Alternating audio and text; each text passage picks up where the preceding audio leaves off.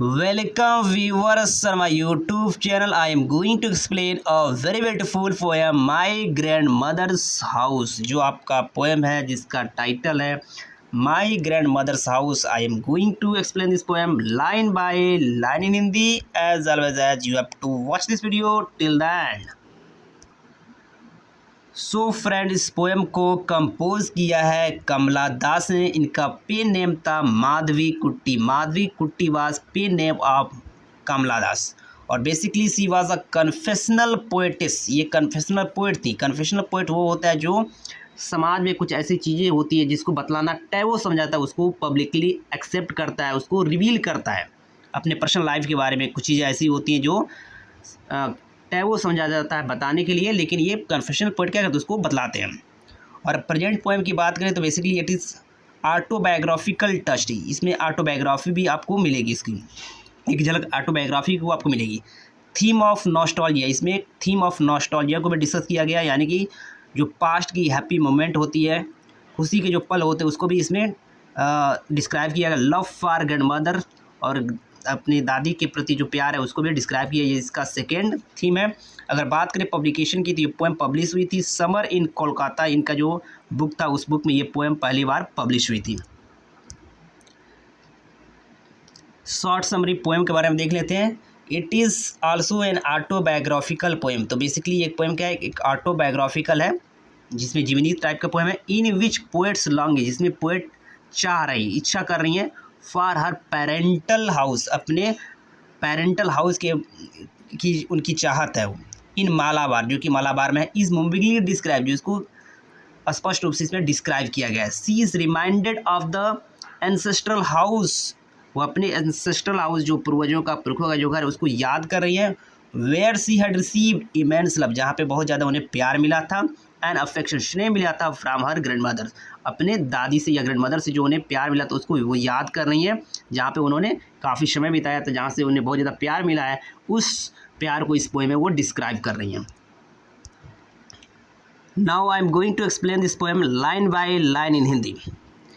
तो poem start होता है, there is a house now far away where once I received love. तो speaker जो इस पोएम को कह रही हैं, देयर इज़ हाउस, एक घर है, नाउ फार अवे, जो कि अब काफ़ी दूर है यहाँ से, where once I received love, जहाँ मैंने कभी एक मरतबा प्यार प्राप्त किया था, जहाँ मुझे कभी प्यार मिला था। तो देयर इज़ हाउस, एक घर है, नाउ फार अवे, वो घर यहाँ से काफ़ी दूर है, where once I receive love, जहाँ मुझे कभी एक बार प्यार मिला था। दैट वोमन डायड, क्योंकि वो महिला मर चुकी है, अब वो महिला जिसका घर था वो मर चुकी है। The house withdrew into silence, अब उस घर में सन्नाटा, खामोशी छा गई है। उस घर की जो उस घर की मालकिन थी, जिसका वो घर था, वो महिला मर चुकी है और उस घर में बिल्कुल सन्नाटा, खामोशी छा गई। स्नैक्स मूव्ड, अब उस घर में क्या घूमते थे, स्नैक्स अमंग द बुक्स, और उस घर में जो किताबें थी, किताबों के बीच जो स्नैक्स थे वो स्लीथर्ड करते थे, उसमें क्रॉल करते थे। I was then too young to read, और मैं उस समय काफ़ी छोटी थी, बहुत ज़्यादा छोटी थी इन किताबों को पढ़ने के लिए। मैं इतना छोटी थी कि मैं उन किताबों को पढ़ नहीं सकती थी। और उन किताबों में अब क्या है, सांप वगैरह वहाँ पे रहते हैं, वहाँ पे घूमते हैं। And my blood turn cold like the moon, और उस घटना के बाद मेरा जो ब्लड था वो बिल्कुल ठंडा हो गया, जैसे मून होता है ठंडा होता है, वैसे मेरा जो ब्लड था वो बिल्कुल ठंडा हो गया। How often I think of going there, how often, कितनी बार, आई थिंक ऑफ, मैं सोचती हूँ, ऑफ गोइंग देयर, वहाँ जाने का, उस घर में जाने का मैं कितनी बार सोचती हूँ, क्योंकि उस घर से मेरी यादें जुड़ी हुई है, तो मैं अक्सर उस घर में, उस जगह पे जाने की बारे में सोचती हूँ। To peer through blind eyes of windows, धूल से ढकी, धूल से कवर्ड जो विंडोज़ है, उस विंडो से झाँकने के बारे में सोचती हूँ।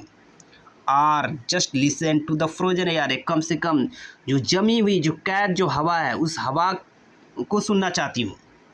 मैं उस खिड़की से झांकना चाहती हूँ उस घर के अंदर क्या हो रहा है, कम से कम जो हवा जो कैद है, जो जम चुकी हवा, उस हवा को मैं सुनना चाहती हूँ। और in wild despair pick an armful of darkness, in wild despair, घोर निराशा में, pick an armful of despair, एक मुट्ठी हम क्या करते हैं, अंधेरे को उठाती हूँ। And bring it here to lie behind my bedroom door like brooding dog, और वहाँ से अंधेरे को लाकर मैं अपने रूम के बेड के पास मैं उसको रखना चाहती हूँ। तो pick an armful of darkness to bring it here, एक मुट्ठी अंधेरा उस जगह, क्योंकि उस जगह में कुछ है नहीं, तो अभी कम से कम एक मुट्ठी अंधेरा उस घर से लाना चाहती हूँ और उसको लाकर अपने बेडरूम के पास एक ब्रूडिंग डॉग के समान उसको, एक अतीत की यादों के समान उसको रखना चाहती हूँ। तो फर्दर कमला दास स्टेज करते हुए कहते, यू कैन नॉट बिलीव, आप इस पर विश्वास नहीं कर सकते डार्लिंग, यानी अपने रीडर्स को, अपने हस्बैंड को एड्रेस करते हुए कहती है, यू कांट बिलीव, आप विश्वास नहीं कर सकते darling.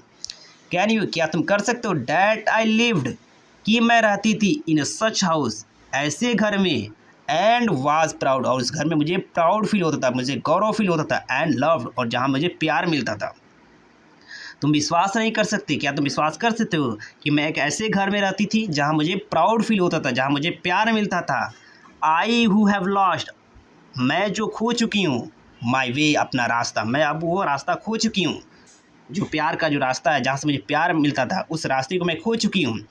And beg now at stranger doors, अब क्या करती हूँ, भीख मांगती हूँ, प्यार की भीख मांगती हूँ, स्ट्रेंजर डोर्स, अजनबियों के दरवाजे से, टू रिसीव लव, ताकि मुझे कुछ प्यार मिल जाए। मैं अब क्या करती हूँ, जो प्यार का जो मेरा रास्ता था, जहाँ मैं ग्रैंड मदर रहती, जहाँ वो मुझे प्यार मिलता था, अब मैं वो रास्ता भूल चुकी हूँ, अब मैं अजनबियों के दरवाजे पे जाती हूँ, प्यार की भीख मांगती हूँ।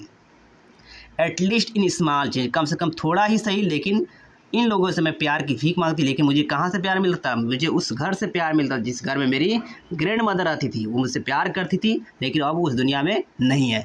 इस तरह से जो आपका पोएम होता है कंप्लीट होता है। बेसिकली ये एक ऑटोबायोग्राफिकल टस्ट पोएम है, इसमें अपने ग्रैंड मदर के प्रति प्यार को भी दिखाया गया, साथ साथ एक नॉस्टैल्जिया पे आधारित पोएम है।